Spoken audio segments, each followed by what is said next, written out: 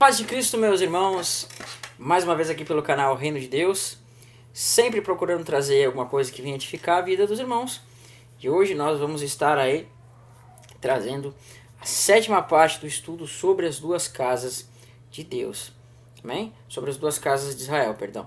Então hoje nós faremos essa sétima parte que eu venho falando, né? Uma parte que eu tive que meditar em um contexto mais histórico, um pouco, né? Que ela vai tratar desses contextos históricos, mas que nós vamos aí estar estudando hoje, amém?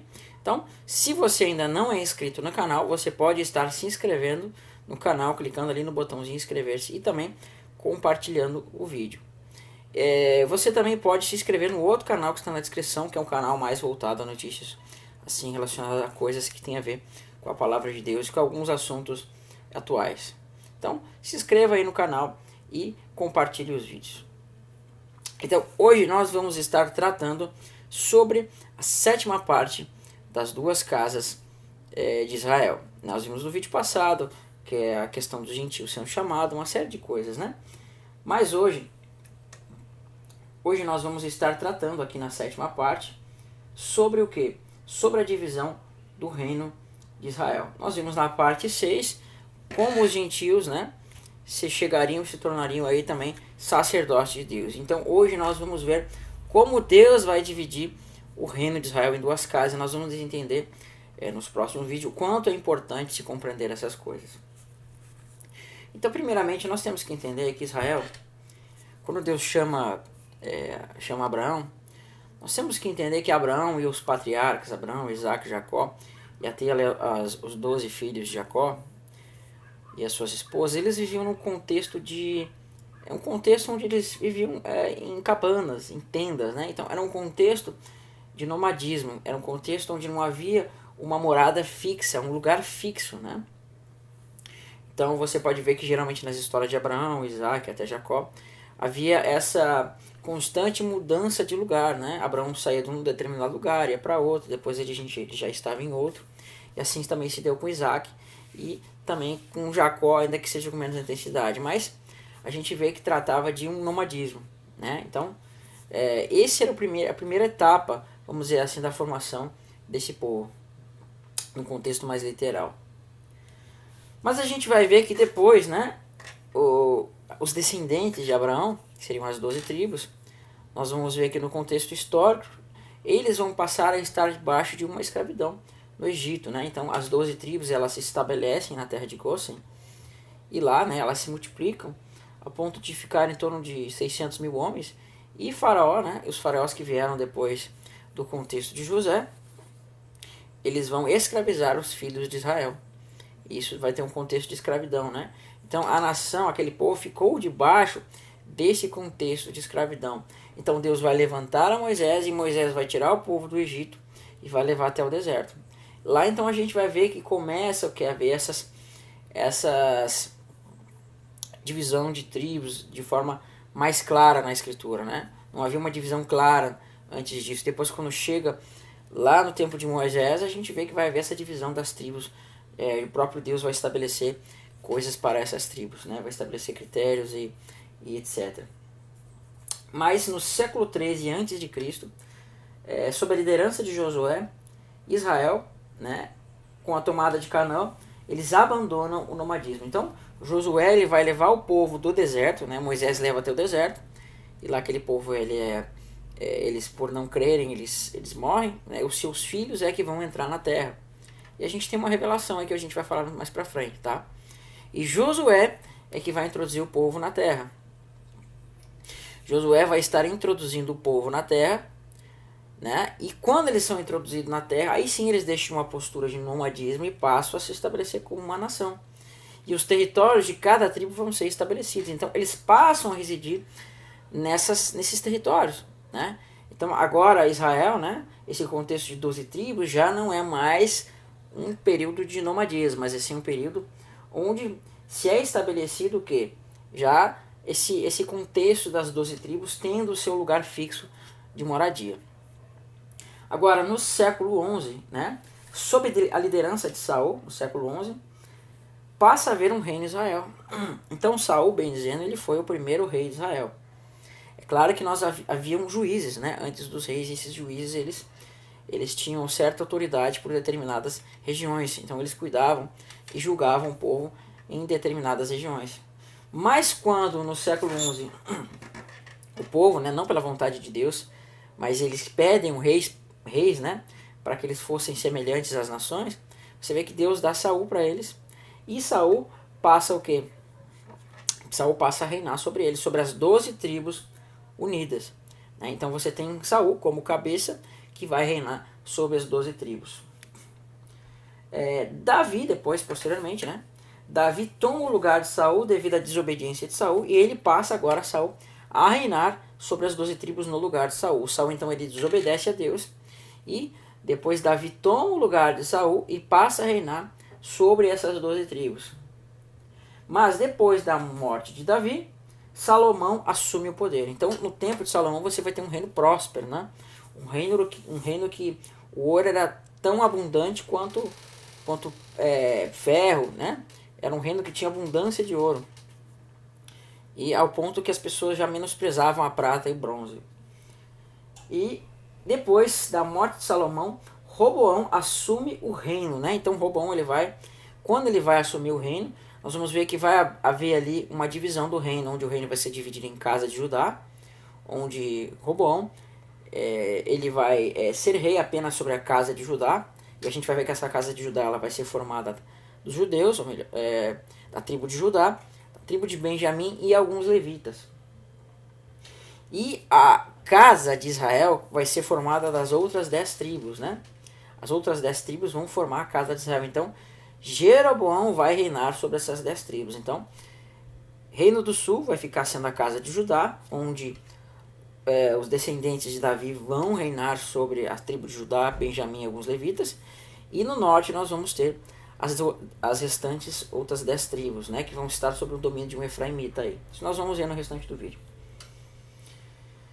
E no ano de 721, os assírios levam a casa de Efraim para o exílio. Né? Então vai vir o rei da Síria e vai tomar a casa de Israel, que são aquelas 10 tribos, e vai levar para cativeiro. Ok? Então isso são o quê? São resumos que eu estou mostrando para você se situar na história. Segundo a história, eu acabei não colocando a fonte aqui, mas a partir do ano 745, o reino do norte passou a ser chamado de Efraim. Tá? Nós vamos ver alguns dados históricos aqui. Nós vamos ver comentários de algumas pessoas também, que nós vamos ver que a casa de Israel ela passou a ser chamada de Efraim. Então esse é apenas um resumo de todo o contexto que nós vamos ter aí por mais ou menos 300, 400 anos do que aconteceu desde a entrada do povo na terra até, né, o êxodo não, mas o exílio da casa de Israel, que foi levada para a Síria. Então hoje o foco é nós entendermos um pouco sobre essa divisão do reino. É importante que você compreenda essa divisão do reino. Qualquer pessoa sabe que existe uma divisão no reino, que o reino foi dividido entre casa de Israel e casa de Judá. Mas são poucas as pessoas que sabem que essa divisão ela veio do próprio Deus, né, no sentido de fazer um plano que ele tinha em mente, no sentido de cumprir uma profecia. Então nós vamos tentar entender isso aqui. Nós vamos abrir aqui, eu estou gravando, né? O texto está sendo gravado, vai aparecer na tela depois. E nós vamos ler a partir, né? A partir de 1 Reis, capítulo 11, verso 1 e verso 13. Então, Salomão, ele foi, vamos dizer assim, a causa dessa divisão.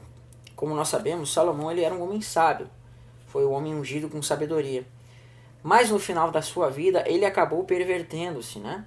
Por causa de dar ouvido às suas multidões de mulheres. Então vamos acompanhar o texto, tá? Então, a gente vai ver a perversão de Salomão, que foi o rei, né? Que se levantou depois de Davi, que pegou a preeminência, né? E agora ele estava reinando sobre as 12 tribos. Então, Salomão, ele recebeu um reino onde havia 12 tribos unificadas. Ele era como cabeça dessas 12 tribos. Não havia divisão entre casa de Judá e casa de Israel. Mas vai dizer assim, né? Verso 1 do capítulo 11, 1 Reis. Ora, além da filha de Faraó, amou Salomão a muitas mulheres estrangeiras, moabitas, amonitas, edomitas, e Sidônias e Etéias. Aqui você já vê uma transgressão de Faraó. Melhor você ver duas transgressões de Faraó. A primeira delas é que Faraó começou a tomar, né, para as suas mulheres e concubinas, mulheres que eram até das cananeias, no qual nós vimos que foi o erro de Edom, né, de Esaú, onde ele desonrou seu pai tomando daquelas mulheres que eram cananeias. Então a gente vê que Salomão está fazendo exatamente a mesma coisa. Ele está desonrando uma ordem da Torá. Ele está desonrando uma ordem de Davi. Sendo que ele mesmo, nos provérbios, diz assim sobre as mulheres estranhas. Então quando você fala de mulher estranha, tratava-se sobre essas mulheres estrangeiras, né, que conduziam as pessoas para a idolatria. Então Salomão, né, acho que insensato nesse momento da vida dele, acabou se desviando. E deixa eu ver se vai aparecer aqui a referência cruzada, um texto sobre isso. Gênesis, Levítico, assim. Olha só. Nós vamos ver aqui no texto de Levítico, né? Onde vai tratar do rei. Aqui, Deuteronômio 17, verso 17. Deixa eu abrir o texto aqui.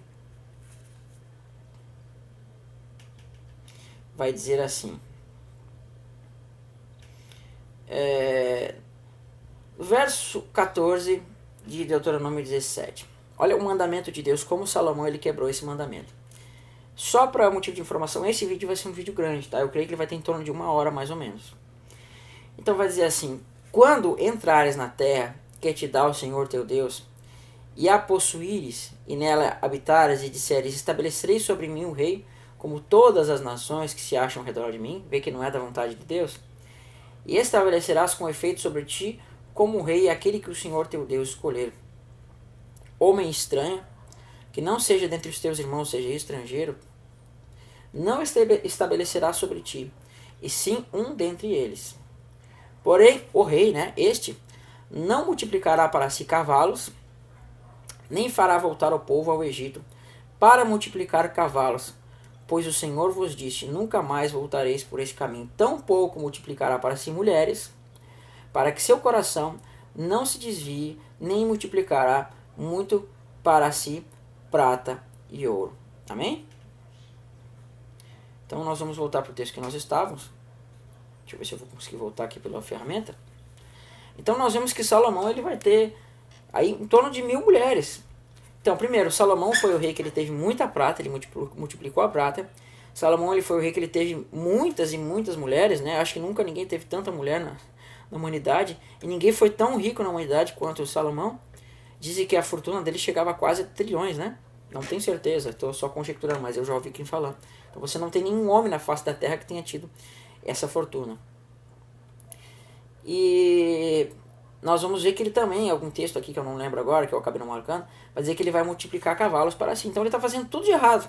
Ele está tomando das mulheres cananeias, ele está multiplicando mulheres, ele está multiplicando ouro, e ele está o quê? Né? Multiplicando cavalos. Então é claro que no momento ele acaba se pervertendo por causa disso. E no verso 2 vai dizer assim: mulheres das nações que havia o Senhor dito aos filhos de Israel, não caseis com ela, né? Nem casem elas convosco, pois vos perverteriam o coração para seguir os seus deuses. E a este se apegou Salomão pelo amor. Tinha 700 mulheres, olha só, princesas e 300 concubinas, então isso aí já dá 1000 mulheres. E suas mulheres lhe perverteram o coração. Sendo-lhe já velho, suas mulheres lhe perverteram o coração para seguir outros deuses. E o seu coração não era de todo fiel para o Senhor seu Deus, como fora Davi seu pai. Salomão seguiu Astarote, deusa dos Sidônios, e a Milcom, a abominação dos Amonitas. Assim fez Salomão, que era mau perante o Senhor, e não perseverou em seguir ao Senhor, como Davi seu pai. Tampouco, neste tempo, edificou Salomão um santuário, a Quemos, a abominação de Moabe, e sobre o monte fronteiro, né, a Jerusalém, e a Moloque, a abominação dos filhos de Amon. Assim fez para com todas as suas mulheres estrangeiras, as quais queimavam incenso e sacrificavam a seus deuses. Pelo que o Senhor se indignou contra Salomão, pois desviara o seu coração do Senhor, Deus de Israel, a qual 2 vezes lhe apareceram. Olha só, uma revelação aqui, porque nós vemos que Jesus fala, ninguém jamais viu a Deus. Mas aqui diz que o Senhor apareceu 2 vezes a Salomão, né? Então, tem uma revelação tratando do Filho de Deus aqui. Acerca disso, tinha-lhe ordenado que não seguisses outros deuses, ele, porém, não guardou o que o Senhor lhe ordenara. Por isso disse o Senhor a Salomão, visto que assim procedeste e não guardaste a minha aliança, nem os meus estatutos que te mandei, tirarei, né? Só que a expressão aqui no original, a palavra é rasgar, tá? Você pode clicar aqui, você vai lá, né, que a palavra é cará, uma raiz primitiva que significa rasgar, rasgar em pedaços, né? Rasgar e dilacerar. Então essa tradução não ficou tão correta, não está errada, mas ela ficou muito pobre. Então a palavra que tirarei o reino é necessariamente rasgarei o reino de ti, né? Rasgarei de ti este reino e darei ao teu servo. Então perceba que Deus está dizendo rasgarei o reino de ti e darei ao teu servo. Então essa expressão aqui, rasgarei o reino e darei ao teu servo, ela tem o que? Um aspecto profético tremendo, que nós vamos entender daqui um pouquinho, tá? Essa expressão rasgar e teu servo, elas são extremamente proféticas. Porque elas vão nos dar ligação com algumas coisas que vão acontecer aqui, que vai haver um desenrolar para o futuro. Agora ele vai dizer quando isso vai acontecer. Contudo, não farei nos teus dias por amor de Davi, teu pai, mas da mão do teu filho o rasgarei, né? Então a palavra ali é rasgarei também. Todavia, não tirarei o reino todo. Darei uma tribo a teu filho por amor de Davi, meu servo, e por amor de Jerusalém que escolhi. Então olha o que ele está dizendo, eu vou rasgar o reino da tua mão, contudo eu vou deixar uma tribo para Davi, mas as outras eu vou tirar de ti. Então você tem aí o que? 11 tribos, né? Você tem aí que ele está dizendo que ele está colocando uma tribo para Salomão, e as outras tribos vão ficar para, né, não vão fazer parte do reino dele. Para quê? Para que de Judá houvesse o quê? Uma lâmpada, né? Para que houvesse uma tribo reinando sobre Jerusalém. A gente percebeu aqui que ele fala assim do teu servo, né? Diz assim, darei ao teu servo, de ti tirarei este reino e darei ao teu servo. Está aqui, né? No verso 11. O próprio Deus vai revelar aqui em 1 Reis 11, verso 26 e 31, quem é esse servo. Então nós vamos pular aqui para o verso 26, né? Então seriam muitas coisas para nós lermos. E vai dizer assim no verso 26. Jeroboão, tá? Jeroboão, filho de Nebate, efraimita. Olha só. Efraimita. Nós vimos nos vídeos passados que essa expressão Efraim, ela é uma expressão profética onde nós vimos que Abraão, né, recebeu uma promessa de que a descendência dele se transformaria numa multidão de nações. Nós vamos ver que depois Isaac, a descendência dele se transformaria numa multidão de nações. E nós vamos ver que a descendência de Jacó se transformaria numa multidão de nações. E depois Jacó, ele vai pegar, quando vai fazer a bênção, ele vai abençoar seus netos, né? Que era Efraim e Manassés. E sobre Efraim, ele vai colocar a bênção de que Efraim se tornaria uma multidão de nações. Então essa expressão Efraim, ela tem um sentido pleno profético, que trata dessa questão de multidão de nações. Então quando Deus fala assim, né, Jeroboão, filho de Nebate, efraimita de Zereda, servo de Salomão, cuja mãe era mulher viúva, por nome Zerua, levantou-se a mão contra o rei. Então perceba que Jeroboão, né, no nome de Jeroboão tem um significado profético que nós vamos ver daqui um pouquinho, né, filho de Nebate, efraimita. Então Salomão, ele está fazendo o quê? Chamando para si como servo Jeroboão. No verso 27 vai dizer: esta foi a causa porque levantou a mão contra o rei Salomão. Estava edificando a Milo. Salomão estava edificando a Milo e terraplanando as depressões da cidade de Davi, seu pai. Ora, vendo Salomão que Jeroboão era homem valente e capaz, né?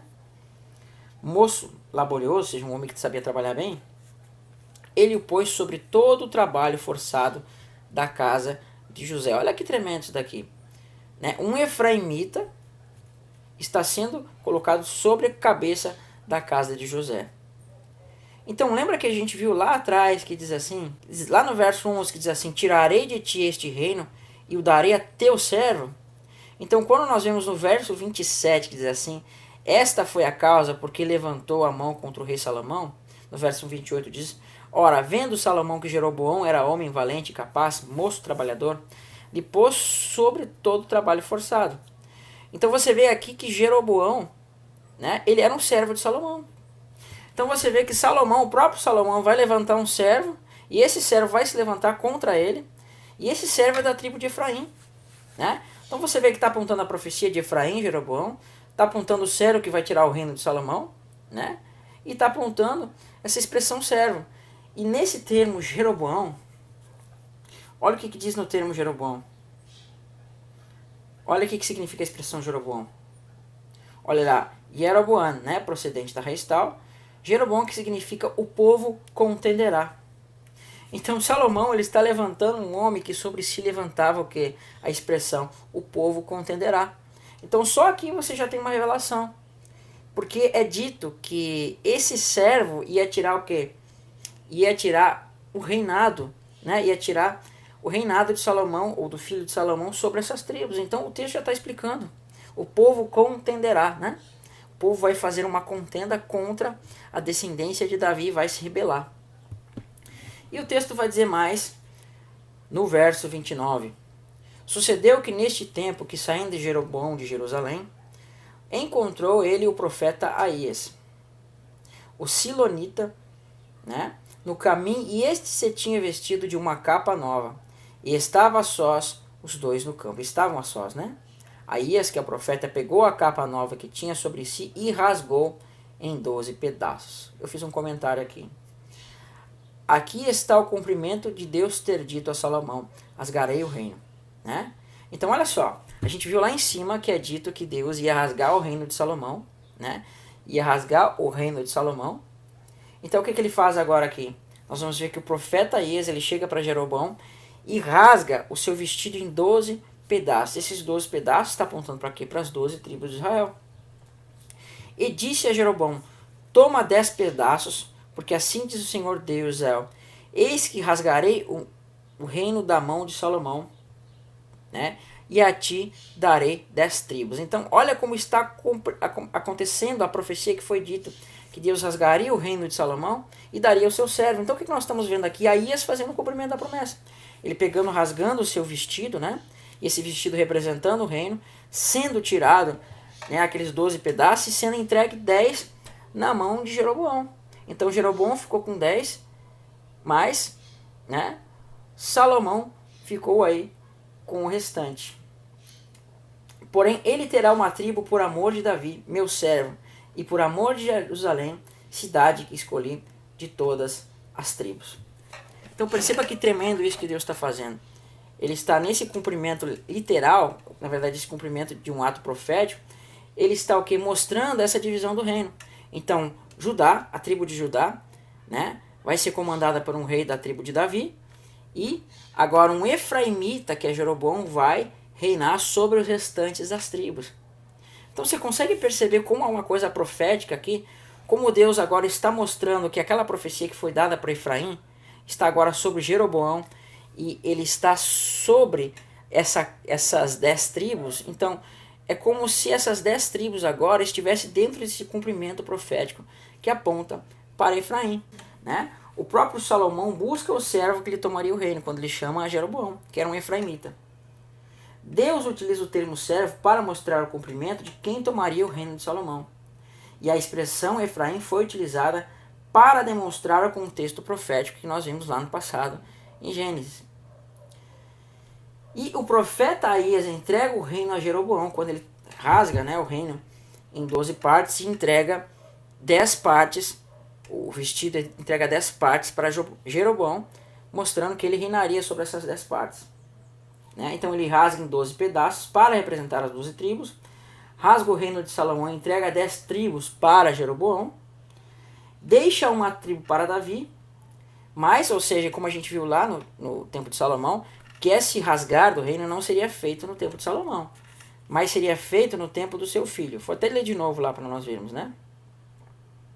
Olha só, é no verso 11. Por isso disse o Senhor a Salomão: viste que assim procedeste, e não guardaste a minha aliança, nem os meus estatutos, falando contra Salomão, que te mandei, tirarei, ou seja, rasgarei o reino de ti, e o darei a teu servo. Contudo, não farei nos teus dias por amor de Davi, teu pai, mas da mão do teu filho tirarei. É interessante que o filho de Salomão também, né, tem um contexto profético. Nós vamos ver que o filho de Salomão vai se chamar Roboão. Olha só, Jeroboão e Roboão, há um contexto profético nesses nomes. Agora nós vamos para, né? Nós vamos para 1 Reis, capítulo 12. Quando agora o filho de Salomão já se manifesta, né? Se manifestou o filho de Salomão, e agora este filho de Salomão vai, né, ter direito de tomar a herança das 12 tribos, de reinar sobre as 12 tribos. Mas é claro que Deus não deixaria que se cumprisse, porque já foi profetizado que Deus tiraria as 12 tribos desse descendente de Salomão e deixaria apenas uma tribo para ele, né? E daria 10 para Jeroboão. É claro que você vai ter 2 tribos com os descendentes de Salomão. Nós vamos entender daqui um pouquinho. Então vamos para 1 Reis capítulo 12, que vai dizer assim. Ó, foi Roboão a Siquém, porque todo Israel se reuniu lá para fazer o rei. Ou seja, Salomão morreu, agora Roboão vai se levantar para tomar posse do reino. Primeiramente, vamos entender o que significa a expressão Roboão, tá? Olha lá. Recaboam significa um povo aumentou, filho de Salomão. Então você vê que tem tanto na expressão Roboão, você tem a expressão povo, né? O povo foi aumentado, e na expressão Jeroboão você também tem essa expressão no sentido de povo. Então Jeroboão significa o povo contenderá, mas Roboão significa o povo será aumentado, né? Então mostrando que a casa de Judá sendo aumentada, mas no caso da casa de Jeroboão, a gente vê que o povo vai contender, né? Então, ou seja, você tem 2 povos, Roboão e Jeroboão, um contra o outro, um sobre a casa de Judá e outro sobre as 10 tribos. E vai dizer assim, né? Porque todo Israel se reuniu lá para fazer rei. Então todas as 12 tribos elas se reúnem depois da morte de Salomão e vão querer ungir Roboão como rei para reinar sobre as 12 tribos. E tendo Jeroboão, filho de Nebate, ouvido isto, pois estava ainda no Egito. Então Jeroboão, né, quando ele descobriu que Salomão queria matar, ele fugiu para o Egito. Jeroboão é aquele efraimita que era servo de Salomão, né? Por ele ter ouvido falar da profecia que estava sobre Jeroboão, ele quis matar Jeroboão, mas Jeroboão ele fugiu para o Egito. Você tem uma figura aí de Cristo, né? Filho de Nebate. Ouvindo isto, pois ainda estava no Egito, para onde fugira da presença do rei Salomão, onde habitava, de onde mandaram chamar. Veio com toda a congregação de Israel a Roboão e lhe falaram: Teu pai fez pesado sobre nós o jugo. Agora, pois, alivia tu a servidão de teu pai e o seu peso do jugo que nos impôs, e nós te serviremos. Então, o povo, as 12 tribos, estavam reclamando aqui que Salomão tinha imposto sobre eles um pesado jugo, né? Uma carga pesada. Então, eles não queriam estar mais debaixo desse jugo pesado. Eles não queriam mais estar sobre esse jugo pesado que Salomão estava impondo sobre sobre as 12 tribos. Então, eles pedem: Roboão, nós não queremos mais estar debaixo desse jugo. Por favor, nos alivia esta carga. Ele diz assim, né, no verso 4: Teu pai fez pesado o nosso jugo. Agora, pois, alivia a tua dura servidão, que teu pai e seu pesado jugo que nos impôs, e nós te serviremos. E eles lhe respondeu: Ide-vos, após 3 dias voltai a mim. E o povo se foi. Tomou Roboão, né, conselho com os homens idosos que estiveram na presença de Salomão, seu pai, quando este ainda vivia, dizendo: Como aconselhais que se responda a este povo? E eles disseram: Se hoje te tornar servo deste povo, e eu servires atentando e falares boas palavras, eles se farão teus servos para sempre. Porém, ele desprezou o conselho dos anciões que ele tinha dado e tomou o conselho dos homens jovens que haviam crescido com ele e o serviram. E disse: Que aconselhais vós que respondamos a este povo que me falou, dizendo: Alivia o jugo que teu pai nos impôs? E os jovens que lhe haviam crescido com ele lhe disseram: Assim falarás a este povo que disse: Teu pai fez pesado o nosso jugo, mas tu alivias de sobre nós, assim lhe falarás.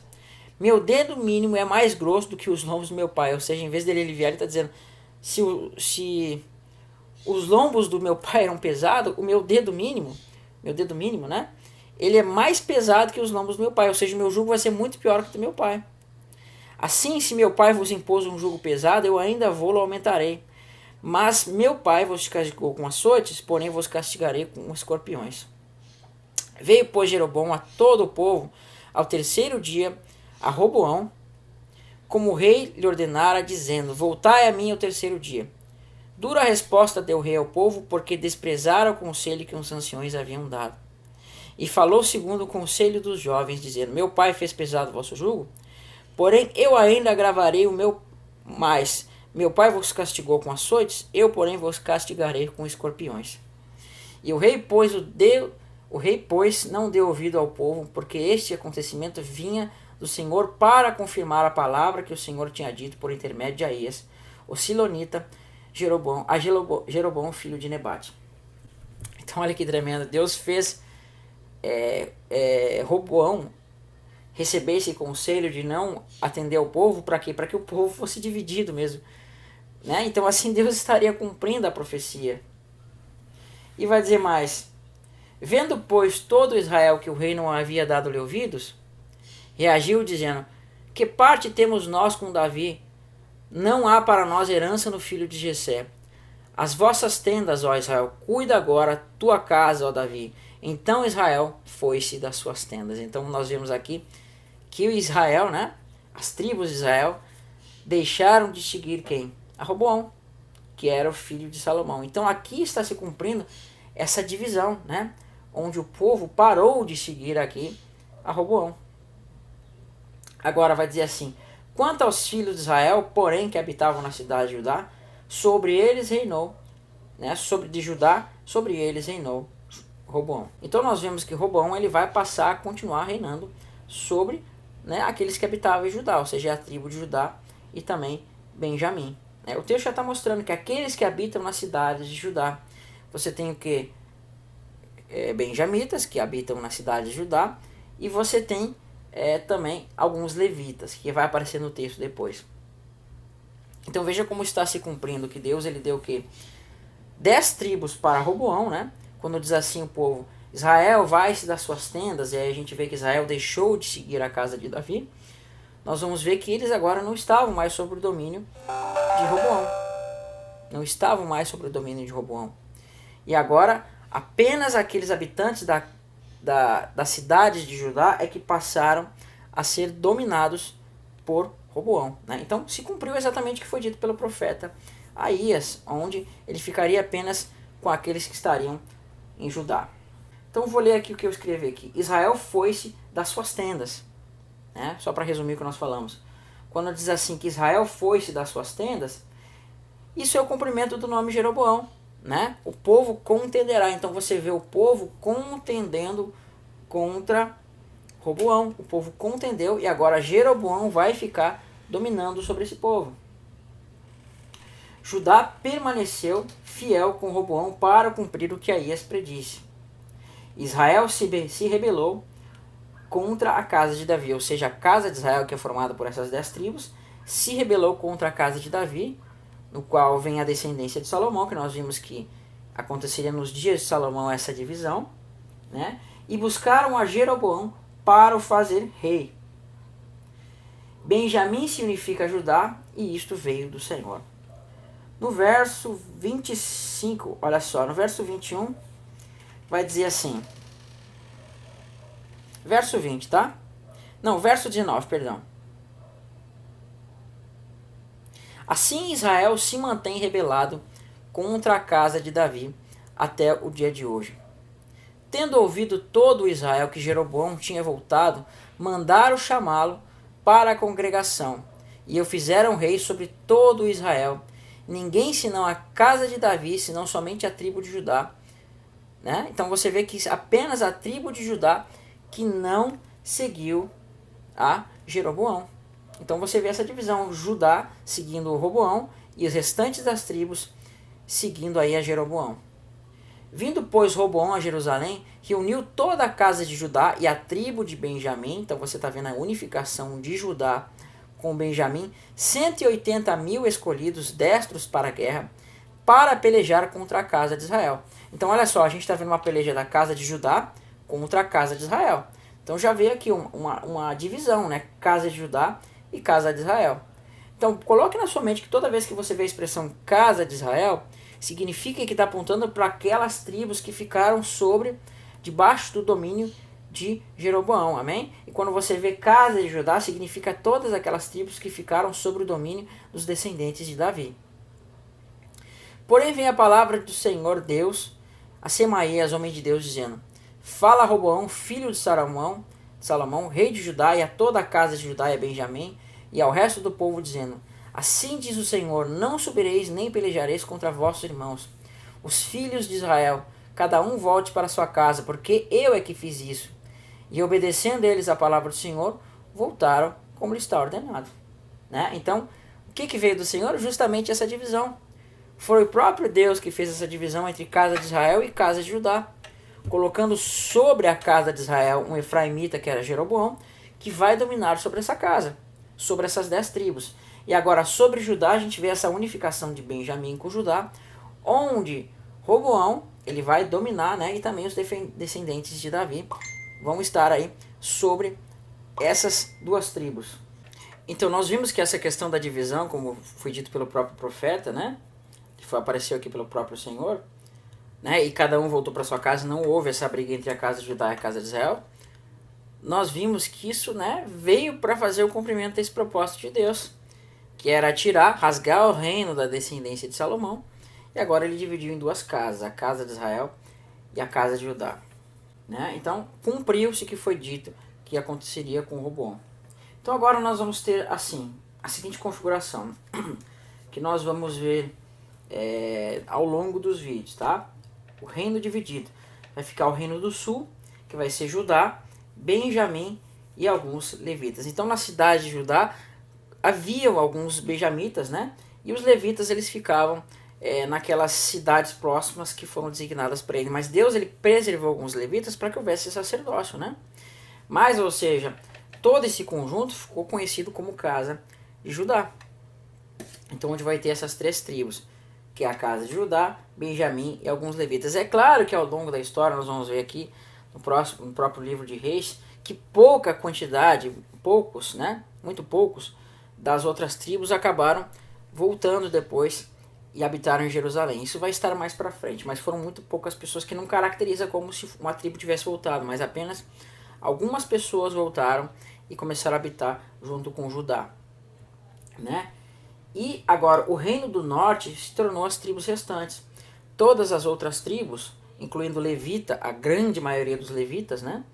E todas as outras, exceto Benjamim e Judá, elas vão ficar chamadas de reino do norte.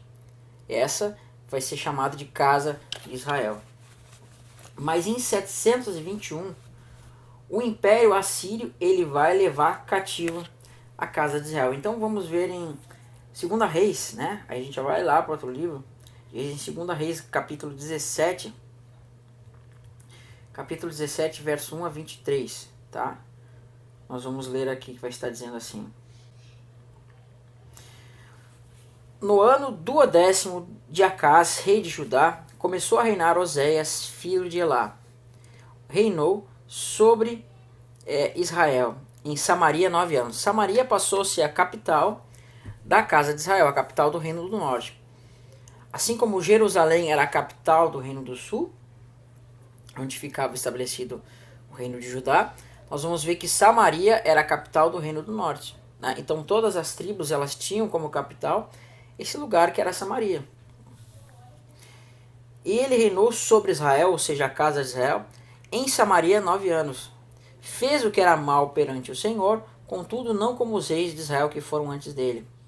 Contra ele subiu Salmanasser, rei da Síria. Oséias ficou sendo por servo dele e lhe pagava tributo. Porém o rei da Síria achou Oséias em conspiração, porque enviara mensageiros a Só, rei do Egito, e não pagava tributo ao rei da Síria. como dantes fazia de ano em ano. Por isso o rei da Síria o encerrou em grilhões num cárcere. Porque o rei da Síria passou por toda a terra e subiu a Samaria e sitiou por 3 anos. E no ano 9 de Oséias, o rei da Síria tomou a Samaria e transportou a Israel, ou seja, a casa de Israel, para a Síria. E fez habitar em Alá, junto a Bor, no rio Golã, cidade dos Medos. Amém?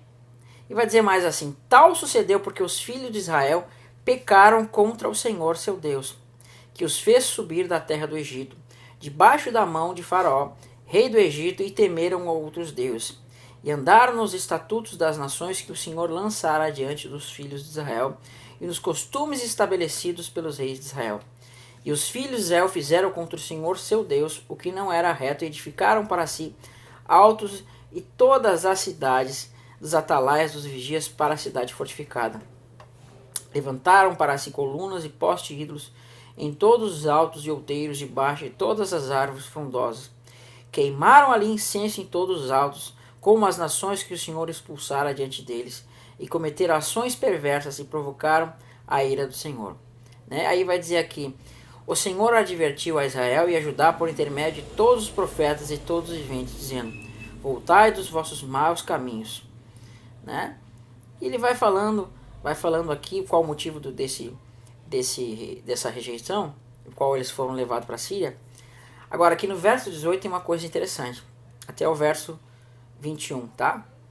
Vai dizer assim: pelo que o Senhor muito se indignou contra Israel, ou seja, a casa de Israel, e os afastou da sua presença. Nada mais ficou senão a tribo de Judá e aqueles benjamins, Aqui eu acho que está dizendo no sentido de casa de Judá. Então nós vamos ver que o Israel, ele foi mandado, a grande maioria de Israel foi mandado embora, por meio do cativeiro, por meio do rei da Síria, mas ficaram apenas na terra de Israel apenas a casa de Judá. Os outros foram mandados embora. Porém, também Judá não guardou os mandamentos do Senhor seu Deus, mas antes andaram nos costumes que Israel introduziu. Pelo que o Senhor rejeitou toda a descendência de Israel, e os afligiu e os entregou nas mãos dos despojadores, até que os expulsou de sua presença. Essa expressão aqui, rejeitou, ela aponta para a expressão carta de divórcio, tá? Olha lá, Rejeitar, desprezar, Ela tem um significado que nós vamos estudar no próximo vídeo de carta de divórcio. Tem o significado de receber uma carta de divórcio. Quando fala assim que o Senhor rejeitou a descendência de Israel, ele está tratando da casa de Israel. Pois quando ele rasgou a Israel da casa de Davi, eles fizeram rei a Jeroboão, filho de Nebate. Jeroboão apartou Israel de seguir o Senhor e fez cometer grande pecado. Assim andaram os filhos de Israel em todos os pecados de Jeroboão, que tinham cometido, e nunca se apartaram deles. Até que o Senhor afastou Israel de sua presença, como falara pelo ministério de todos os seus servos, os profetas. Assim Israel foi transportado da sua terra para a Síria, onde permanece lá até o dia de hoje. Amém? Então, a casa de Israel foi mandado para a Síria, e da Síria foi para as nações. E a casa de Judá permaneceu ainda com Deus na terra de Judá. Então, aqui eu fiz um resumo disso daqui. No ano de 721, o Império Assírio levou cativo a casa de Israel. Oséias foi o último rei da casa de Israel, fez o que era mal. O rei da Síria subiu contra Samaria, que é a capital da casa de Israel, transportou a casa de Israel para a Síria, pois não andaram nos estatutos do Senhor e receberam a carta de divórcio, que nós vamos ver no próximo vídeo. Nós vamos tratar, fazer um estudo especial sobre essa carta de divórcio. Eu recebia no meu e-mail, querendo provar que Israel voltou do exílio no tempo de Esdras e Neemias, mostrando esse e-mail com 30 páginas, uma mulher mandou um e-mail com 30 páginas, querendo provar que a casa de Israel voltou do exílio junto com Esdras e Neemias, quando a casa de Judá veio da Babilônia, Quando a casa de Judá veio da Babilônia. Então a pessoa me manda lá 30 páginas, um e-mail de 30 páginas, querendo provar que a casa de Israel, que foi mandada para as nações, ela voltou junto com o império, junto com a casa de Judá, quando eles vieram da Babilônia. Coisa que não tem nada a ver, coisa que é mentira. Então eu juntei algumas fontes históricas aqui para a gente estar analisando como isso não sucedeu. Que mesmo no tempo de Jesus, ali próximo ao tempo de Jesus, um pouco antes, um pouco depois, as pessoas já sabiam que a casa de Judá foi mandada para as nações e ela nunca voltou. Tanto que até nos dias de hoje, sabe-se que a casa de Israel nunca voltou, né? Então diz assim, o judaísmo afirma que todas as 10 tribos estão perdidas, né? E diz assim na enciclopédia judaica, se as 10 tribos desapareceram, o cumprimento literal das profecias seria impossível. Se elas não desapareceram, obviamente deve existir com outro nome. Então você vê que a enciclopédia judaica, no artigo Lost Ten Tribes, né? Ten Tribes, acho que é assim que fala, diz que elas estão perdidas até hoje. Se as 10 tribos desapareceram, o cumprimento literal da profecia seria impossível. Então você vê que até a enciclopédia judaica afirma que essas 10 tribos estão perdidas. Agora aqui nós vamos usar Mishnah e Talmud, tá? Vai dizer assim, as 10 tribos não retornarão porque está escrito, ele os lançou em outra terra como hoje. Como hoje vai e não retorna, assim eles foram e não retornarão. Assim diz o rabino Akiva, porém o Rabi Eliezer diz, assim como o dia é seguido de escuridão e a luz retorna posteriormente, assim também apesar de virem as trevas para as 10 tribos, e o Eterno por fim os removerá da escuridão. Né? Isso está em Bessenhadrim. Acho que isso está no Talmud, né? Talmud babilônico. Isso, Bavli Talmud. Sanhedrin 110b. O judaísmo sempre afirmou que as 10 tribos estão perdidas. As tribos de Judá e Benjamim não foram exiladas para o lugar em que as 10 tribos foram. As últimas, ou seja, as 10 tribos, foram transportadas para além do rio Sambeixo. Está em Bereshit Rabá 73. Vai dizer mais. A diáspora de Judá e Benjamim sairá às 10 tribos, exiladas além do rio Sambeixa, e as trará de volta para eles também goz dos dias do reino do Mashiach e a vida do mundo vindouro. Está em Alhut Shimon, Shir Hashirim 1:16. Né? Os membros das 10 tribos, arameus ou cuteus, foram considerados como gentios. Até a vinda do profeta Elias, né, e do Messias, nenhum membro das 10 tribos será aceito para fins de casamento do povo judeu. Então, essas 10 tribos hoje, pelo próprio povo judeu, são consideradas como gentios. Né? Isso foi um comentário do Rabbi Eisenberg, A Matter of Return. Seria essa obra que ele escreveu sobre as 10 tribos. Né? Então, moral da história está dizendo aqui, pela casa de Judá, as 10 tribos foram consideradas como gentios, né? Elas foram dispersas, né? Depois Judá vai ser disperso também pela Babilônia, ou melhor, vai ser levado para cativeiro pela Babilônia, mas Judá vai voltar da Babilônia, quando se cumprir os 70 anos, contudo a casa de Israel vai ficar tirada nas nações. A casa de Judá foi levada para exílio na Babilônia, e a casa de Efraim, que é a casa de Israel, como nós vamos ver no próximo vídeo, né, foi levado pela Síria e nunca mais voltou. Então eu peço que os irmãos escutem esse vídeo 2 vezes, que é um vídeo que não é fácil de falar, é muita coisa, eu tenho pouco tempo para falar. Mas analisem 2, 3 vezes o vídeo até os irmãos entenderem e analisem os textos, tá? Eu li pedacinho dos capítulos, mas os irmãos podem ler todo o capítulo. E pesquisem sobre essa divisão do reino de Israel, tá? Eu estou abrindo aqui o caminho para que vocês possam estar pesquisando. Então tem bastante coisa para se analisar sobre esse estudo, amém? Eu estou ficando sem voz, deu menos de 1 hora, mas deve ter dado em torno de 50 minutos. Eu estou terminando o vídeo aqui, né? Vou fazer uns cortes, algumas coisas eu falei errado. E eu penso que até hoje à noite vai estar no ar. Amém, meus irmãos? Então, não se esqueça de compartilhar o vídeo. No próximo vídeo nós vamos tratar agora nesse contexto, mais de contextos proféticos, ok? Aqui foi um contexto literal, histórico, que eu quis mostrar para os irmãos. Eu não gosto muito de falar dessa parte, mas foi necessário. Mas os próximos contextos vão ser extremamente proféticos, para nós entender o que Deus quis mostrar com essa divisão do reino. Tá bom, meus irmãos? Fiquem na paz, se inscrevam no canal e compartilhem os vídeos. Que Deus os abençoe.